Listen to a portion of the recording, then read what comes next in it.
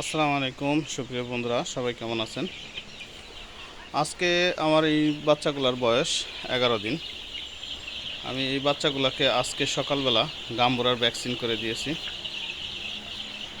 ভ্যাকসিনের পরবর্তী 3 দিন আমি যেই মেডিসিনগুলো ব্যবহার করি সেই মেডিসিনগুলো আপনাদের দেখিয়ে দেব এবং কী পরিমাণ ব্যবহার করি সেটা জানিয়ে দেব। ভ্যাকসিনের পরবর্তী 3 দিন যে ওষুধটি আমি ব্যবহার করে থাকি সেটি হলো পৃথি। এটা একটা ভিটামিন। এই ভিটামিনটি আমি 3 দিন ব্যবহার করি 1 লিটার পানিতে 1 গ্রাম পরিমাণ।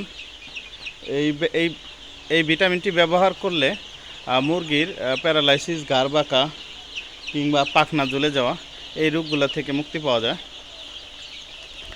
আমি রাতের বেলা আর একটা মেডিসিন ব্যবহার করি, সেটি হলো র্যাবিট ADE। এটা একটা AD3 ভিটামিন। এই ভিটামিনটা ব্যবহার করলে আপনার বাচ্চাগুলার পাগুলা মোটা হয় এবং বাচ্চাগুলার গ্রোথ ভালো আসে।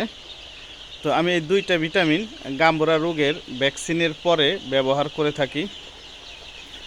এটা আমি 2 লিটার পানিতে 1 মিলি ব্যবহার করি রাতে এবং 3 দিন ব্যবহার করে থাকি।